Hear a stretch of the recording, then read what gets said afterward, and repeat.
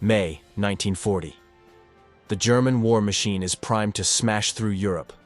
10 million boots on the ground, 10,000 guns pointed west, and one man's unhinged ambition ready to detonate across an entire continent. The Allies are terrified. They know the storm is coming. They just have no idea where it will break. Or when. Except, deep inside the heart of Berlin, a high-ranking German Major General picks up a telephone, calls a Dutch diplomat, and quietly reads out the exact date of Hitler's invasion. He handed the Allies the greatest intelligence gift of the entire war. And the most staggering part of this story? They didn't believe him. Welcome back to Veiled Epochs.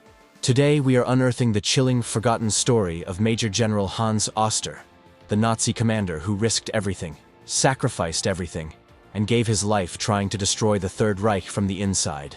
To understand Hans Oster, you first have to forget everything you think you know about German officers of this era. He was not a communist, he was not a British spy, he was not a pacifist who stumbled into resistance. He was something far more complex, and in many ways, far more dangerous. Hans Oster was a deeply conservative Prussian military man. He believed in Germany the way men of his generation believed in stone, immovably, structurally. He had served in the First World War, absorbed its catastrophic lessons, and re-emerged as someone who understood, almost viscerally, what total war did to a nation. And so, when Adolf Hitler began reshaping the German military and the German state in his own image, when the oath of allegiance was quietly redirected away from Germany and towards Hitler personally, Oster felt something shift inside him that would never shift back. He saw it earlier than almost anyone else in uniform. He saw that Hitler wasn't a politician riding a wave of popular nationalism. He was a wrecking ball, and if no one stopped him, he would destroy Germany before destroying the world. By the late 1930s, Oster had risen to a position of extraordinary strategic importance. He served as deputy head of the Abwehr, Germany's military intelligence agency. Think about what that means for a moment. The Abwehr knew everything. Troop movements, battle plans, diplomatic cables, Hitler's schedule, the identities of foreign agents, the internal deliberations of the High Command. And Oster sat at the center of it all. Trusted completely, cleared for everything. But here is what history rarely tells you. The Abwehr, under its enigmatic director Admiral Wilhelm Canaris, was not a loyal hive of Nazi functionaries. It was something else entirely. Beneath its respectable professional exterior, the Abwehr harbored a secret nest of resistance, men who despised the regime, who passed information, who quietly sabotaged. The Gestapo suspected it. They watched. They probed. But for years, the Abwehr's professional respectability kept them at arm's length. Hans Oster used every single one of those years. If you want an entire episode on Admiral Canaris, the double-dealing, morally complex spy master at the heart of all this, drop a comment below. That story deserves its own chapter. Here is a fact so extraordinary that historians still argue about its implications. World War II almost didn't happen. Not because Hitler had a change of heart, but because a group of German generals, led by Hans Oster, planned to stop him by force. It is the autumn of 1938. Hitler is demanding the Sudetenland, the German-speaking borderlands of Czechoslovakia. His generals know the Wehrmacht is not yet ready for a European war. France and Britain will resist. If Hitler pushes, Germany loses. Oster, working alongside General Ludwig Beck and the head of Army Intelligence Franz Halder, hatches what historians would later call the Oster Conspiracy. The plan is audacious to the point of madness. The moment Hitler gives the order to invade Czechoslovakia, loyalist Wehrmacht units will storm the Reich Chancellery. Hitler will be arrested. A military government will take power temporarily. Germany will be steered back from the edge. The monarchy may even be restored. Think about what this moment represents. German generals, men in uniform, men who had sworn oaths, were prepared to commit treason against their own head of state to save their country, and arguably to save Europe. They were ready. The arrest order was drafted, the units were in position, and then the British and French ruined everything. On the 30th of September 1938, Neville Chamberlain flew to Munich and signed the Munich Agreement. Britain and France handed Hitler the Sudetenland without a fight. No war, no confrontation. Peace in our time. The Western democracies cheered, the crowds roared. Chamberlain waved his paper from an airplane window. And in Berlin, Hans Oster watched the coup he had spent months preparing dissolve into nothing. Because the coup only worked if Hitler invaded and Germany faced real consequences. The moment the Allies capitulated, the German public, and crucially, the military, rallied behind their Führer. He had won without firing a shot. The generals who had doubted him now doubted themselves. The window for a peaceful removal of Adolf Hitler had opened, and the West, without knowing it existed, slammed it shut. Oster understood in that moment that there would be no easy way out. If Hitler was to be stopped, the price would be catastrophic. Imagine you are Neville Chamberlain. You don't know about the coup. You genuinely believe you are preventing a war, and in doing so, you accidentally guarantee one. Do you think history has judged him too harshly? Or not harshly enough?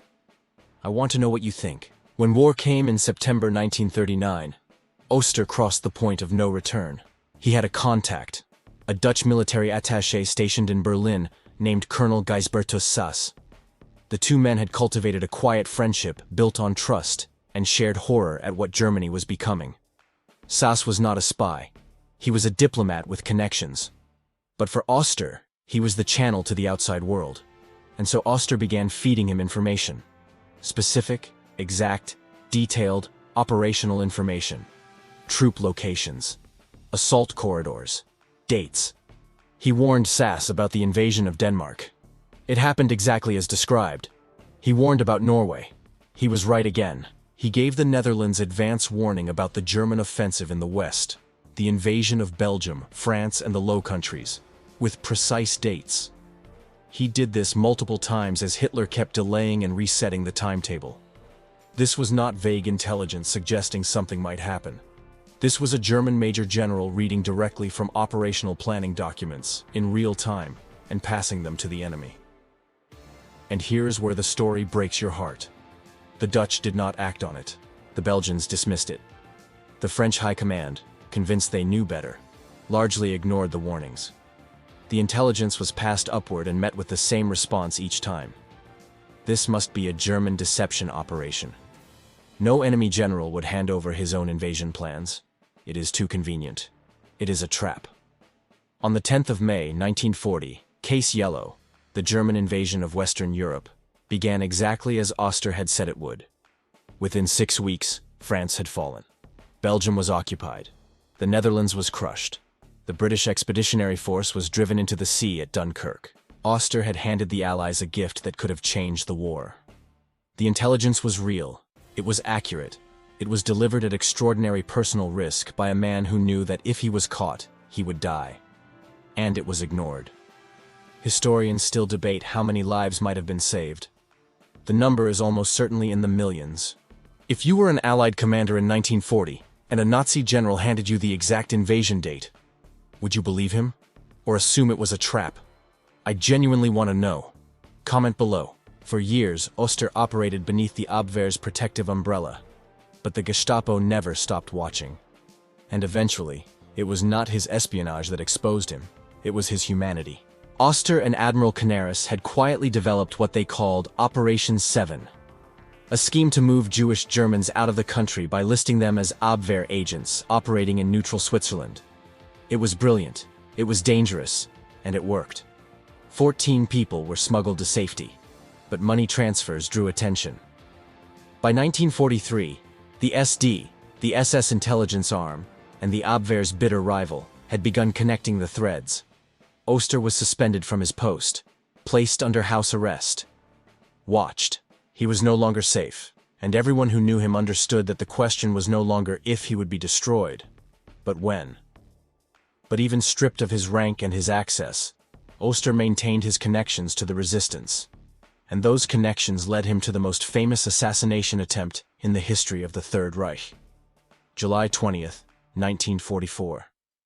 Operation Valkyrie. Colonel Klaus von Stauffenberg places a briefcase bomb beneath a table inside Hitler's Wolf's Lair headquarters. The explosion tears the room apart. Hitler survives. Barely. The coup unravels within hours. The executions begin almost immediately. Oster was arrested. Investigators, now with access to Abwehr files and the confessions of co-conspirators, began to piece together the full architecture of what he had done. Not just July 20th, but years of resistance. The Holland warnings, the Jewish rescue operations, the conspiracy of 1938. The man who had watched the Third Reich from the inside, who had known its secrets and worked methodically to unravel them for nearly a decade, was now at the mercy of the machinery he had tried to destroy. In February 1945, Oster was formally indicted. He was moved to Flossenbürg concentration camp in Bavaria. By April of that year, the Allied armies were advancing so rapidly that liberation was not a matter of months, but days. American forces were within reach. The war was, in every practical sense, over. Hitler, aware that the conspirators might be freed and might speak, gave a personal order. On the 9th of April 1945, Hans Oster, alongside Admiral Canaris, the theologian Dietrich Bonhoeffer and several others, was stripped naked, paraded before a summary court, and hanged. Adolf Hitler would kill himself in his Berlin bunker 23 days later. 23 days. The question that haunts this story is not whether Hans Oster was brave. He was. Almost incomprehensibly so. He identified Hitler as an existential threat years before most of the world acknowledged it. He built a resistance network inside the most surveilled intelligence agency in Europe. He designed a coup that might have worked. He passed warnings so specific, so accurate, that they should have changed the course of the war. At every stage, the world failed to meet him where he was. The Allies handed Hitler Czechoslovakia. The intelligence agencies dismissed his warnings as too perfect to be real. The July 20th conspirators couldn't detonate a bomb close enough. Oster was posthumously rehabilitated by the German government. He is remembered today as part of Germany's tradition of military resistance. The tradition that says soldiers owe their loyalty not to a tyrant, but to a higher conception of law, of decency, of their country's soul. In 1946, the Nuremberg Tribunal declared the SS a criminal organization. The men who hanged Oster were war criminals. He was a hero. But the echoes of his choices, and the world's failure to hear him, shaped the bloodiest conflict in human history. 50 million dead. A continent in ruins. A reckoning that still ripples through politics, law, and philosophy 80 years later. Hans Oster picked up a telephone in the spring of 1940 and tried to stop it all. No one listened. History is full of men who stood at the edge of catastrophe and screamed warnings into a void. Hans Oster was one of the loudest, one of the most informed, one of the most courageous, and he died naked, in the cold, at the hands of the regime he had dedicated his life to dismantling, with the armies that could have saved him less than a day's march away. Do you think history has judged men like Oster fairly? Do the Allies bear some of the moral weight for what happened in Western Europe? For ignoring intelligence that could have saved millions? Drop your answer in the comments. I read every single one. If this story moved you, if you believe these forgotten voices deserve to be heard, subscribe to Veiled Epochs and ring the bell. Every week we go looking for the people history buried, and we bring them back. This has been Veiled Epochs. I'll see you in the next one.